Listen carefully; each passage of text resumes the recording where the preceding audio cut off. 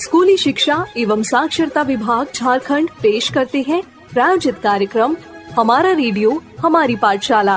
अब पढ़ाई नहीं रुकेगी। चुन्नू मुन्नू हो या दीदी भैया, सबके सीखने का नया जरिया। घर से बाहर अभी न जाएंगे, घर में पाठशाला बनाएंगे। कैसे? अरे भाई, हमारा रेडियो हमारी पाठशाला, और उस पर हर रोज नई कहानी लाएंगे, सीखने का अब नया जरिया अपनाएंगे। खुश होंगे फिर हम सब भैया, चुन्नू मुन्नू हो या दीदी भैया, सबके सीखने का नया जरिया। बच्चों, अभी आप घर पर ही रहकर पढ़ाई कर रहे हैं, है ना? कोरोना अभी गया नहीं है, इसीलिए सतर्कता में कोई कमी न बरते। कोविड संबंधी नियमों का पालन करें, मास्क जरूर लगाएं, 2 गज की सुरक्षित दूरी बनाए रखें और साबुन से बार बार हाथ धोते रहें। आपकी पढ़ाई निरंतर जारी रहे, इसलिए स्कूली शिक्षा एवं साक्षरता विभाग, सेव द चिल्ड्रेन तथा यूनिसेफ के सहयोग से हम आप तक मनोरंजक कहानियों की श्रृंखला लेकर आए हैं। हमारा रेडियो हमारी पाठशाला, अब पढ़ाई नहीं रुकेगी। प्यारे बच्चों, आप सबों को मेरा प्यार भरा नमस्कार और जोहार।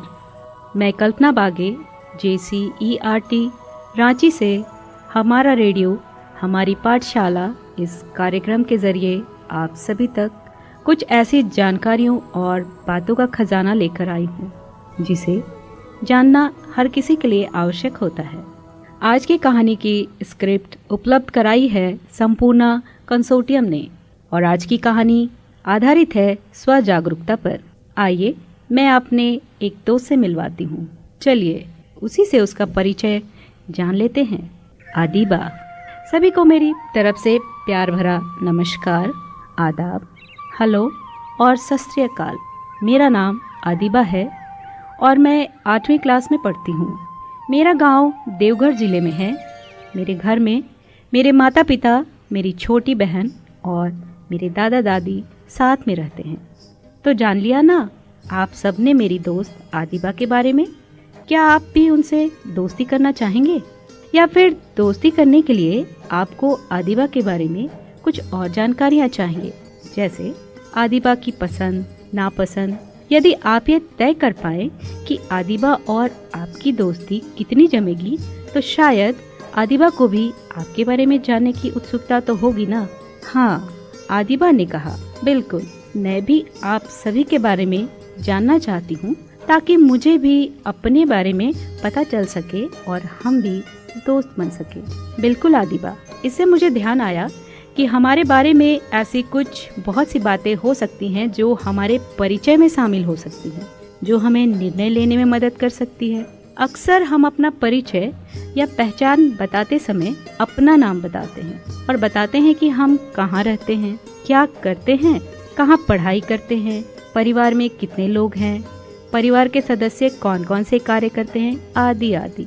लेकिन बेशक ये सारी बातें हमारी पहचान का एक हिस्सा है, पर ये हमारी सामाजिक पहचान का भी तो हिस्सा है, और वह पहचान जो हमें समाज में रहने से, समाज से मिलती है।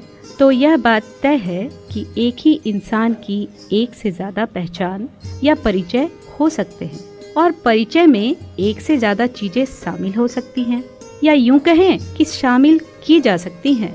जैसे आपका नाम, आप कौन से समाज का हिस्सा हैं, आप किस गांव में रहते हैं, किस देश किस राज्य के रहने वाले हैं, इत्यादि।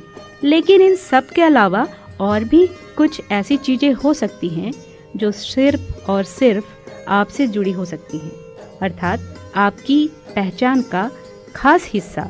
तो आइए इसे एक उदाहरण से समझते हैं। मुझे उम्मीद है कि आप सबको कुर्सी के बारे में पता होगा। जी हाँ, कुर्सी सुनते ही आपके मन में कुर्सी की छवि बन गई होगी, है ना? आपने उसके रंग रूप तो देखे होंगे, जो भले ही अलग हैं, लेकिन काम और आकार तो सबके मन में एक जैसा ही आया होगा। अब मान लीजिए आपको किसी एक ऐसे इंसान को कुर्सी के बारे में बताना हो जिसने कभी कुर्सी ही ना देखी हो, ना इस्तेमाल की हो और ना ही कुर्सी शब्द को कभी सुना हो।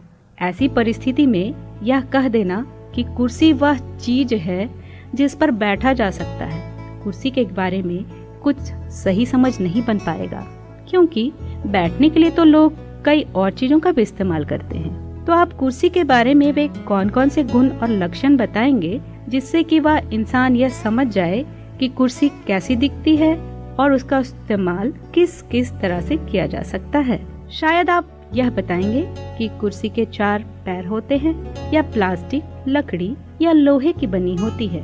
इस पर पीठ टिकाकर बैठा जा सकता है और इस पर सामान भी रखा जा सकता है, और तो और इस पर खड़े होकर ऊंचाई से कुछ सामान उतारा भी जा सकता है, इत्यादि। जिस तरह कुर्सी के कुछ खास गुण और लक्षण हैं, ठीक उसी तरह हर इंसान के कुछ खास गुण और लक्षण होते हैं जो सिर्फ और सिर्फ उसी इंसान की खासियत को बताते हैं। जैसे आपको क्या क्या करना पसंद है, आपको कौन कौन से काम करने आते हैं, आपको क्या करना बिल्कुल भी अच्छा नहीं लगता, और आपको कब खेलना कब पढ़ना अच्छा लगता है, आपके पसंदीदा खेल कौन से हैं और कौन सा खेल तो आप बहुत अच्छा से खेल पाते हैं। ये सभी वे पहलू हैं जो खुद के बारे में जानकारी देते हैं। समय निकालकर खुद के बारे में और खुद की प्रतिक्रियाओं के बारे में चिंतन मनन करना, खुद की क्षमताओं और कमजोरियों को परखना, उन पर सोच विचार करना हमें खुद को खुद के प्रति ही जागरूक बनाता है।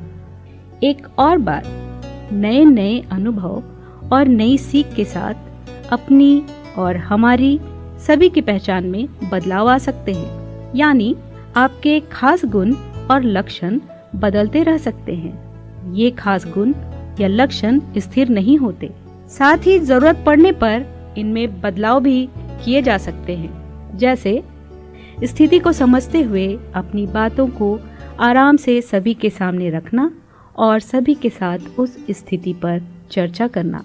तो आपका पूरा परिचय क्या है? एक पन्ना और एक पेन या पेंसिल लेकर उस पर अपना पूरा परिचय लिख डालें। बच्चों, आखिर में मैं खुद के बारे में जागरूक होने के कुछ आसान तरीके साझा करती हूँ।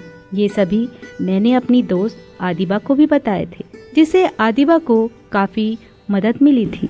पहला, घर की किसी दीवार पर एक बड़ा चार्ट पेपर चिपका दे और उसको किसी रंगीन पेन की मदद से 4 हिस्सों में बांट दे। दूसरा, पहले हिस्से में वे चीजें लिखें जो आपको अच्छे लगते हैं या जिन्हें आप अच्छे से कर पाते हैं।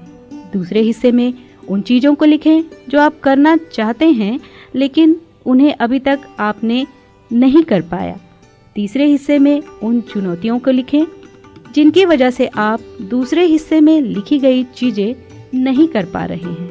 और चौथे हिस्से में उन चीजों को लिखें जिनकी मदद से आप दूसरे हिस्से में लिखी गई सारी चीजों को आसानी से कर पाएंगे। बच्चों, ये सच में बहुत मददगार है। आपको खुद के बारे में और जानने या समझने की प्रेरणा देगी और साथ ही आपको आपके जीवन के लक्ष्यों को पाने में भी मददगार होगी। कार्यक्रम के अगले अंक में एक और रोचक जानकारी लेकर मैं पुनः आपके समक्ष उपस्थित होंगी। तब तक के लिए धन्यवाद। जोहार। इस प्रसारण से संबंधित सुझाव, अपने प्रश्न इत्यादि आप हमें jcertrg@gmail.com तथा टोल फ्री नंबर 1800-5728-585 पर संपर्क कर सकते हैं। चुन्नू मुन्नू हो या दीदी भैया, सबके सीखने का नया जरिया। घर से बाहर अभी न जाएंगे, घर में पाठशाला बनाएंगे। स्कूली शिक्षा एवं साक्षरता विभाग झारखंड पेश कर रहे थे प्रायोजित कार्यक्रम हमारा रेडियो हमारी पाठशाला। अब पढ़ाई नहीं रुकेगी।